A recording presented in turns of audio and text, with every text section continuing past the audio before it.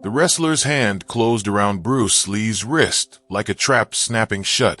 280 pounds of him, knuckles the size of walnuts, grinning at the small man in front of him like he'd already won something.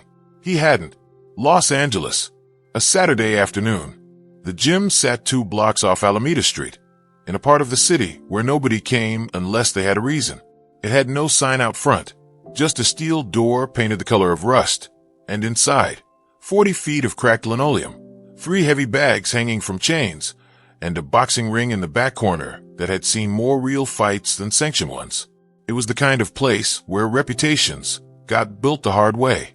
Wrestlers, boxers, a handful of judo men, and lately a few of the new kung fu instructors who'd started drifting in from Chinatown, all sharing the same cracked mats because none of them could afford anything better. On this particular Saturday, the gym was fuller than usual. Word had gone around that a strength exhibition was happening. Nothing official, no promoter, no tickets. Just men who wanted to see other men tested. That was reason enough in 1967 to fill a room. At the center of it all was a professional wrestler named Otis Kane. 280 pounds, 6'4", a journeyman on the West Coast wrestling circuit who'd never quite broken into the big territories back east, but had built himself a fearsome local reputation anyway, mostly by making examples of anyone foolish enough to challenge him in exhibition matches that were only exhibition in name. He had forearms like cordwood and a laugh that filled a room before he did. Bruce Lee had come to the gym that day almost by accident. He was there to see a friend, a boxer named Reyes he sometimes traded notes with on footwork. He wasn't there to be seen. He was 26 years old, still mostly unknown outside a small circle of martial artists and a handful of Hollywood people who'd started paying attention to him, and he liked it that way. He stood near the ring in slacks and a plain shirt, watching Reyes work the pads, saying little. Otis noticed him the way big men in gyms always eventually notice small men in gyms, with a kind of lazy curiosity that has ego folded inside it. "You're the kung fu fella," Otis said, wandering over between rounds, still breathing hard from his own workout. "The one from the TV show. Green something." "Green Hornet," Bruce said. "I play Kato." Right. Otis wiped his face with a towel slung around his neck, looking Bruce over the way a man looks over a used car he has no intention of buying. "They tell me you're fast. Some kind of Chinese boxing. Something like that." "Funny thing about fast," Otis said, and here his grin widened, the room's attention starting to drift toward the two of them the way it always does when a big man starts talking to a small one in a certain tone of voice. "Fast doesn't mean much once somebody's got a hold of you. You ever been grabbed by somebody my size?" Bruce considered the question with more patience than it deserved. "Not recently." "Let's fix that." Otis held out one enormous hand, palm up, an invitation dressed up as a joke. "Come on, shake my hand. Real handshake. Let's see what kung fu feels like once I've got you." A few of the men nearby laughed, not cruelly, just the low chuckle of an audience that senses a show starting. Reyes, toweling off at ringside, shot Bruce a look that plainly said, "You don't have to do this." Bruce looked at the offered hand for a moment. Then he extended his own and let it be taken. The grab. Otis Kane's grip was exactly what 280 pounds of professional wrestling promised it would be.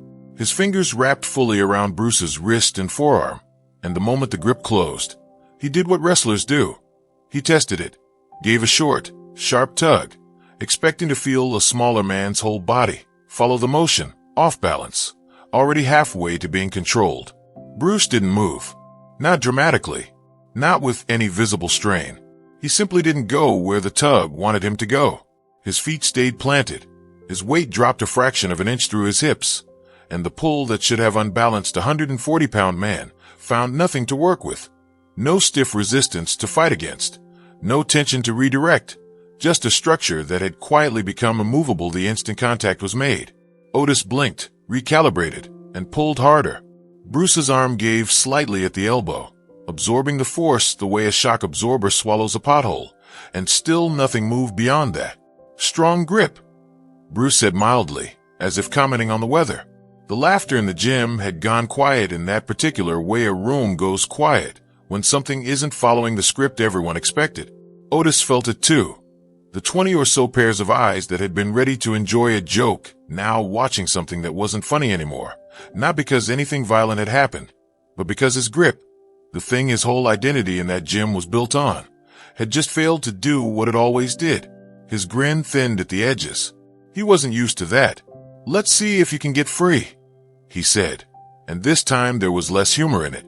He shifted his stance, dropped his hips, and began actually applying real strength wrestlers. Strength, competition strength, the kind that had ended plenty of exhibition matches before they'd properly started. He twisted Bruce's wrist, trying to fold it toward a lock, trying to walk him backward off his base. Bruce moved with the twist rather than against it, a small, economical rotation of his own wrist and forearm that kept the angle from ever fully arriving, the way water finds a gap in a closing fist instead of waiting to be squeezed.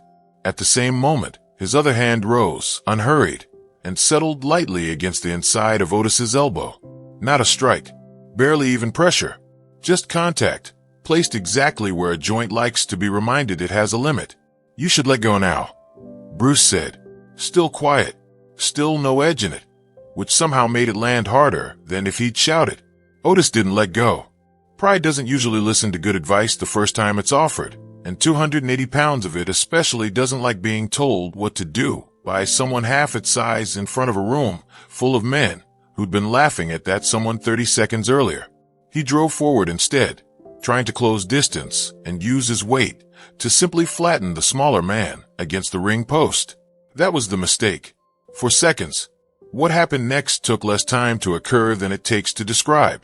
As Otis's weight committed forward, Bruce's captured hand rotated one final degree, not fighting the grip, but completing a circle the grip had unknowingly started, and Otis's own fingers, still locked around Bruce's wrist, found themselves suddenly bent back against their own structure.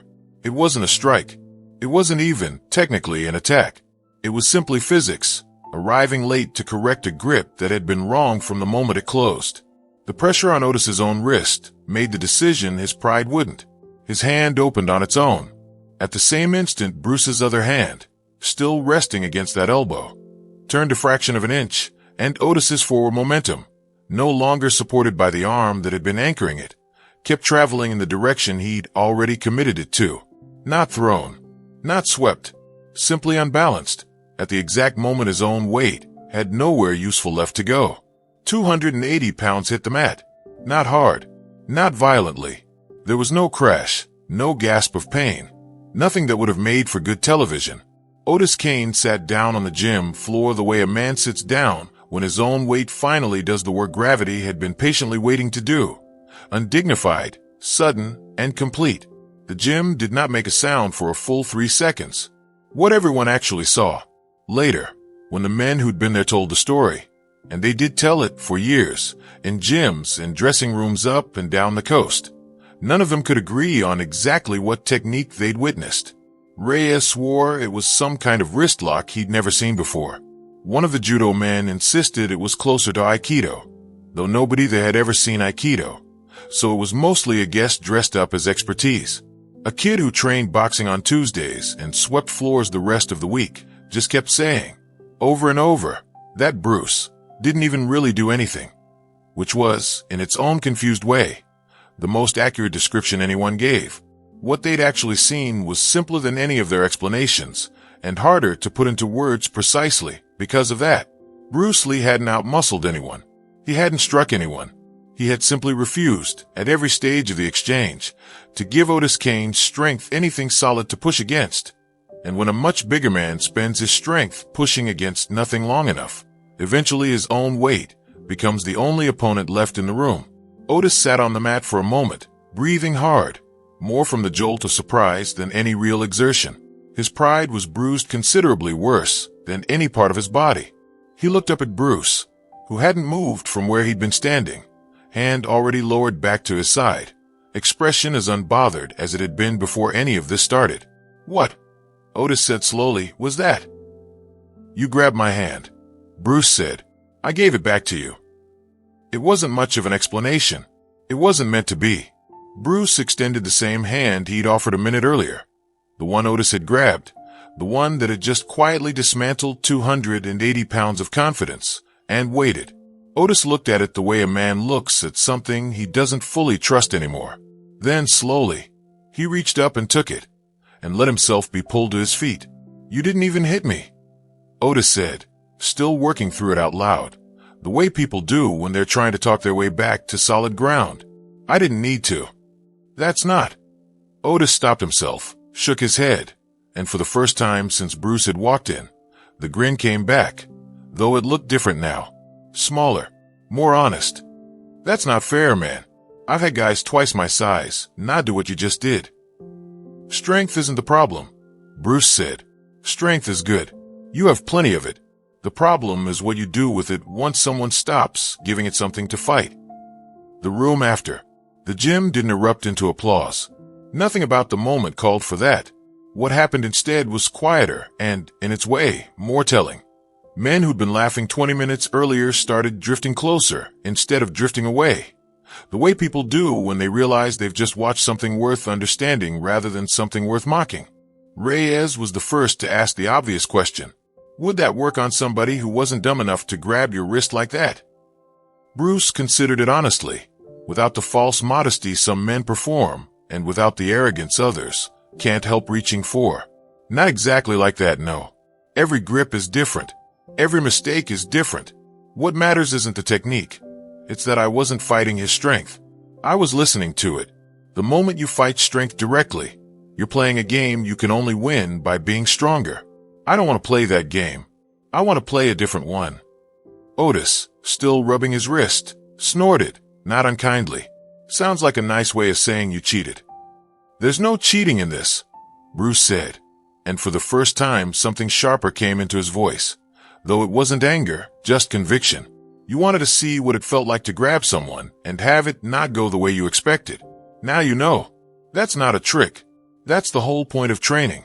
To make sure the fight goes the way you need it to go, not the way your opponent assumes it will." Otis was quiet for a moment, turning that over. Then he did something that surprised the room more than the fall had. He laughed, a real laugh this time, not the performance from before, and clapped Bruce on the shoulder with a hand that could have knocked a smaller man sideways if it had wanted to. "All right," he said. "Show me." What Otis learned. They spent the next hour on the mat together, and it was nothing like the demonstration everyone expected when Bruce first agreed. There was no showmanship in it, no crowd-pleasing flourishes. Bruce had Otis grab his wrist again, slower this time, and walked him through what had actually happened, where the angle had broken, why the pull had found nothing to resist, how the whole exchange had less to do with any single dramatic technique, and everything to do with never letting force meet force head-on. Otis, for his part, showed Bruce things too. He explained what a real competition grip actually felt like from the inside, the kind that came from years of controlling much bigger, much stronger men on a wrestling mat, and where a smaller opponent's structure, however well trained, would eventually run out of answers if the bigger man knew exactly what he was doing. It wasn't a lecture. It was an exchange between two men who'd each just discovered something about the limits of what they thought they knew. By the end of the afternoon, half the gym had drifted over to watch, and a few of the younger fighters had started trying the same wrist movement on each other, badly, the way beginners always do, full of enthusiasm and none of the years of quiet repetition that had made it look effortless in Bruce's hands. "You know," Otis said, as the gym started to empty out and the afternoon light through the high windows had gone the color of rust, "I've been doing this 15 years. Nobody's ever shown me my grip could be turned against me like that. Nobody grabbed the wrong man before," Bruce said, and there was, for the first time all afternoon, something like a smile in it. Otis laughed again, louder this time, and it echoed off the cracked linoleum and the heavy bags and the ring in the corner that had seen plenty of real fights but, on that particular Saturday, had witnessed something else entirely. Not a fight at all, in the end, but the beginning of a very different kind of understanding between two very different kinds of strength. The story that got told. The gym on Alameda Street is gone now, torn down decades ago to make room for a parking structure nobody thinks twice about. Otis Kane never became a household name. His wrestling career stayed regional, a solid journeyman's living, nothing more, nothing the history books bothered to record. Bruce Lee, of course, needs no introduction. The same small man who'd let his wrist be grabbed that Saturday afternoon would, within a few short years, become one of the most influential martial artists the world has ever produced. But the men who were in that gym that day kept the story alive the old-fashioned way. The way stories survived before anyone thought to write them down. Told across bar tables and locker rooms.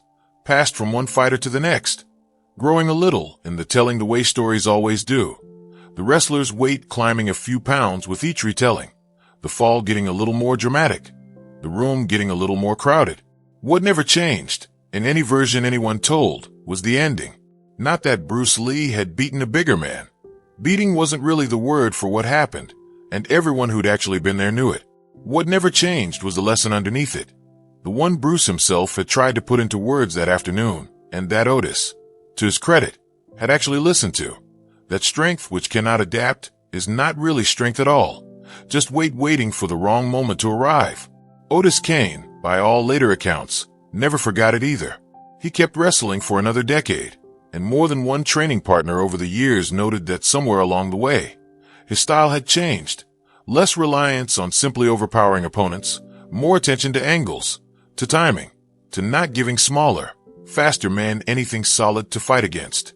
When asked about it, he'd occasionally mention, with a grin that had long since lost any edge of embarrassment, a Saturday afternoon in a gym off Alameda Street, when a man half his size had taught him more about real strength in 4 seconds than 15 years of grappling ever had. He never could explain exactly how it happened.